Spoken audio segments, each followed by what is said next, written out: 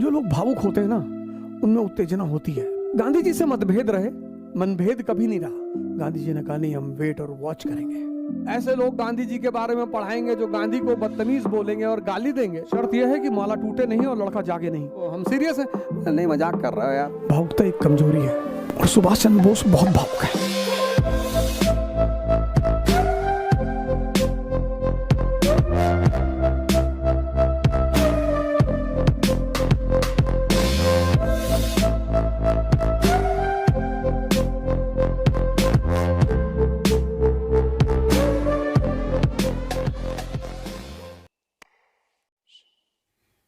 National education का जो programme चलाया गांधी जी ने एनसीएम में, नॉन कोऑपरेशन मूवमेंट में,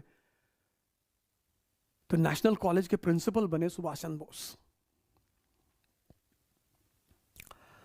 गांधी जी से मतभेद रहे, मनभेद कभी नहीं रहा, कभी नहीं रहा। बड़ी उटपटांग कहानियां फैलाई गई हैं गांधी जी और सुभाष चंद्र बोस जी के बारे में। बहुत पैट्रियट ऑफ द पैट्रियट्स कहा उन्होंने गांधी जी को। बड़ी उल्टी सीधी कहानियां उनके बारे में, बोस जी के बारे में और गांधी जी के बारे में फैलाई गई। अब जब हमारे यहां ऐसे लोग गांधी जी के बारे में पढ़ाएंगे जो गांधी को बदतमीज बोलेंगे और गाली देंगे, समाज का नेतृत्व कौन कर रहा है? फिर यूपी में इलेक्शन होने जा रहा है। गांधी जी के लेफ्टिनेंट थे ये लोग, द युवा यंग टर्क। इनको उस वक्त यंग टर्क कहा जाता था, यंग टर्क्स। ये लोग यंग टर्क्स, गांधी के यंग टर्क्स थे ये। एस.सी. बोस, जेएल नेहरू, लोहिया,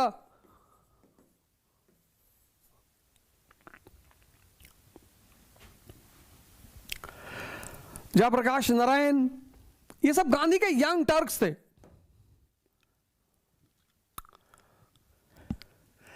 भगत सिंह, ये सब गांधी के दुश्मन नहीं थे।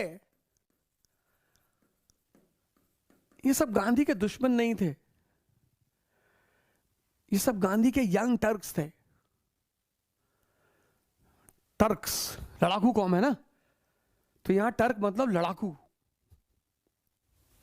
सोशलिस्ट मूवमेंट को जब बढ़ावा मिला 1929 के बाद, 1929 के बाद, जब आप मॉडर्न इंडिया पढ़ेंगे, ग्रेट डिप्रेशन, जब एक तरफ उजाला हुआ, लाइट, कहां?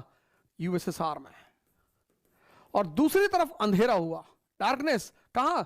यूएस में। यह तिथि बड़ी इंपॉर्टेंट है, 1929 ग्रेट डिप्रेशन, बड़ी इंपॉर्टेंट डेट है हिस्ट्री में, 1929। एक तरफ उजाला हुआ यूएसएसआर में, समाजवाद का बड़ा बोलबाला हुआ, और दूसरी तरफ अंधेरा हुआ, डार्कनेस, यूएस और कैपिटलिस्ट वर्ल्ड में। तो पूरी दुनिया में एक समाजवाद की लहर देखोगे।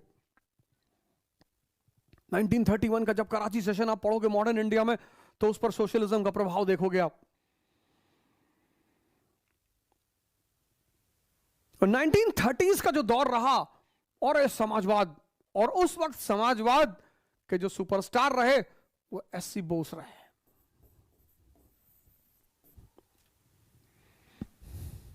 गांधी जी से मतभेद हुआ 1939 में कोर्स ऑफ एक्शन को लेकर। 1939 में जब सेकेंड वर्ल्ड वॉर शुरू हुआ, तो ब्रिटिश गवर्नमेंट ने कहा कि India is on the side of Britain and is committed to fight for the independence of Poland.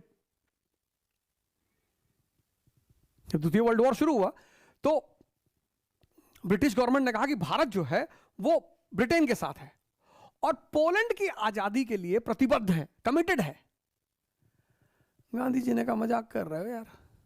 बोले अरे हम सीरियस हैं। बोले नहीं, मजाक कर रहे हो यार।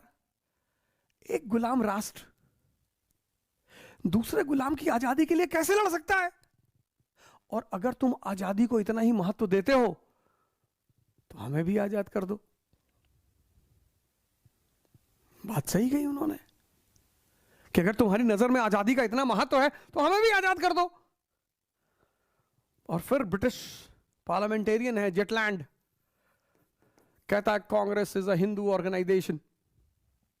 तो एक तरफ तो तुम हमारी बात नहीं समझ रहे हो और दूसरी तरफ फिर डिवाइड एंड रूल का नारा खेल रहे हो, गेम खेल रहे हो। तो कांग्रेस की जो मिनिस्ट्रीज थी 8 प्रोविंसेस में, सबने रिजाइन कर दिया। जब रिजाइन कर दिया तो यह हुआ कि अब कोर्स ऑफ एक्शन क्या होगा? तो बोस जी ने कहा हम 6 महीने का टाइम देंगे सरकार को, और अगर ब्रिटेन ने हमें आजाद नहीं किया तो रिबेलियन। गांधी जी ने कहा नहीं, हम वेट और वॉच करेंगे। बोस ने कहा हम 6 महीने का टाइम देगा और नहीं तो विद्रोह। गांधी जी ने कहा नहीं नहीं, वेट और वॉच, जब सही समय आएगा तब हम आक्रमण करेंगे। थोड़ा सा उत्तेजित हुए बोस। जो लोग भावुक होते हैं ना, उनमें उत्तेजना होती है, और बोस बहुत भावुक है। और भावुकता एक कमजोरी है। भावुकता और उत्तेजना का बड़ा गहरा संबंध है, और सुभाष चंद्र बोस बहुत भावुक है। अब यह हुआ कि किसकी पॉलिसी अपनाई जाएगी, तो बोले जिसका प्रेसिडेंट उसकी पॉलिसी। त्रिपुरी सेशन, सुभाष चंद्र बोस ने कहा हम लड़ रहे हैं चुनाव। 1939 में उस आदमी की हिंदुस्तान में इतनी हैसियत थी, बस इसी बात से उसका अंदाजा लगाया जा सकता है कि उस आदमी के खिलाफ इलेक्शन लड़ने को कोई तैयार नहीं था। Self made man. Nehru ji का एक प्लस पॉइंट था, उनके पीछे एक लेगेसी थी, फादर की बैकिंग थी। Boss is a self made man, self made. लेकिन भावुक थे। भावुकता जो है ना, खतरनाक है, वो बहुत खतरनाक है। चाणक्य की एक बड़ी फेमस कहानी है। चाणक्य के 2 शिष्य थे, एक चंद्रगुप्त और एक मलय केतु। मलय केतु कश्मीर के राजा का बेटा था। तो जब दोनों बड़े हुए तो ये हुआ कि राजा किसको बनाया जाए। तो चाणक्य ने पहला अवसर मलय केतु को दिया। चंद्रगुप्त के गले में गले के नाप की माला डाली, और चंद्रगुप्त एक दिन जब सो रहा था तो उन्होंने मलय केतु को बुलाया और कहा कि सुनो, माला निकाल के लाओ उसके गले से। शर्त यह है कि माला टूटे नहीं और लड़का जागे नहीं। और माला पूरे गले की नाप की। मलय केतु गया, देखता रहा, लौट कर आया, बोला गुरुदेव ना हो पाएगा, या तो माला टूटेगी या लड़का जागेगा। बोले कोई बात नहीं, जाओ। फिर 6-7 महीना बीता, उन्होंने गले की साइज की माला पहनाई मलय केतु को। और फिर एक दिन चंद्रगुप्त से कहा कि शर्त वही है, न लड़का जागे न माला टूटे। चंद्रगुप्त ने जाके देखा, तलवार उठाई, मारा, मलय केतु की गर्दन उड़ गई। चाणक्य ने कहा बस इसमें यही एक कमी बची थी, ये भावुक था। भावुकता एक कमजोरी है, उससे उत्तेजना पैदा होती है, और उत्तेजना गलती कराती है। ये तीनों जुड़े हुए हैं। भावुकता उत्तेजना पैदा करती है, उत्तेजना से गलती होती है।